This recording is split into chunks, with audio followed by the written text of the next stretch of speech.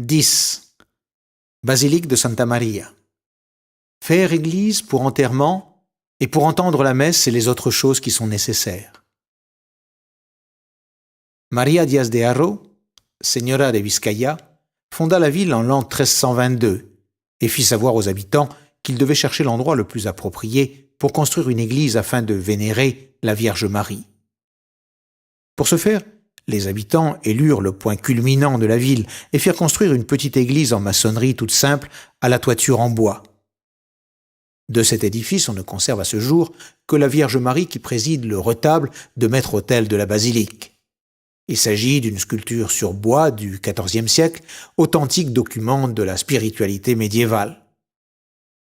La basilique de Santa Maria date de la fin du XVe siècle. Elle est construite en pierre de taille et son exécution dura près d'un siècle. Nous pouvons rattacher cette construction au style gothique avec des influences Renaissance, surtout en ce qui concerne les portails.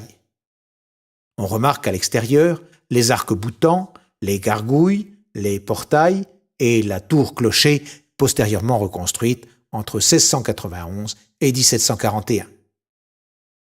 Le portail latéral est le plus ancien. On le connaît sous le nom de portail de la Ribera. Il accuse l'action érosive des vents de noroît. Il conserve au centre de l'arc de l'entrée le nom du maître carrier de l'église, Garita. Le portail principal est logé sous la tour-clocher.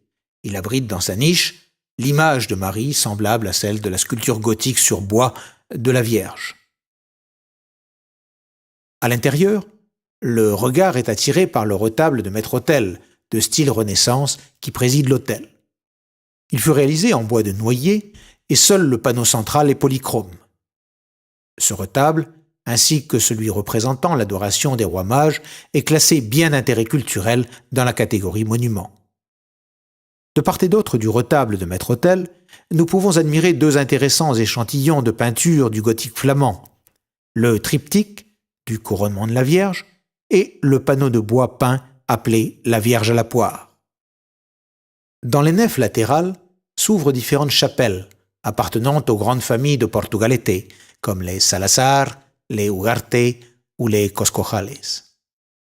Nous remarquerons l'image du Christ du portail, sculpture gothique de la fin du XVe siècle, la grille de la chapelle de Saint-Jacques de 1569, l'une des plus anciennes de Biscaye, ou l'orgue dans le chœur datant de 1903, signé de la maison française Henri Didier, toujours utilisé à ce jour.